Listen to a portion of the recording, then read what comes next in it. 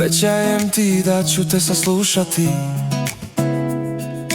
čak i kad se ne budemo slagali. Biću onaj koji ostaje i kad je teško, koji ne bježi kad se pojave problemi. Obećajem ti svoju iskrenost u svakom danu koji je pred nama. Obećajem ti da ću cijeniti tvoj trud i da neću uzimati našu ljubav zdravo za gotovo. Biću tvoja podrška u svemu što radiš, tvoj oslonac kad se osjećaš umorno. Obećajem da ću graditi ovaj dom s tobom, riječima, djelima i strpljenjem.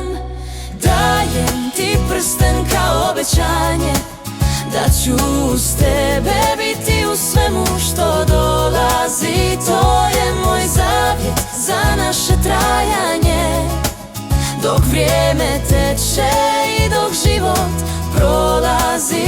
Od ovog trena moja riječ je tvoja, ti si moj izbor i sudbina moja. Obećajem da ću te poštovati, tvoje snove, tvoj prostor i tvoj mir. Radovat ću se svakom tvom uspjehu, kao da je moj vlastiti.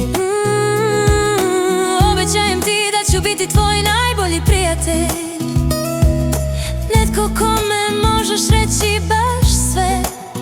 Čuvat ću tvoje povjerenje pažljivo i biti tu u svakom tvom dobrom i lošem danu.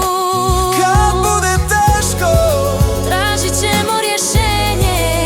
kad bude lijepo, znat ćemo to cijeniti. Danas ti dajem sebe Potpuno i iskreno.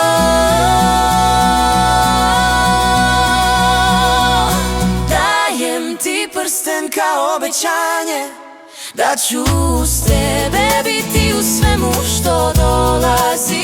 To je moj zavjet za naše trajanje, dok vrijeme teče i dok život prolazi. Od ovog trena moja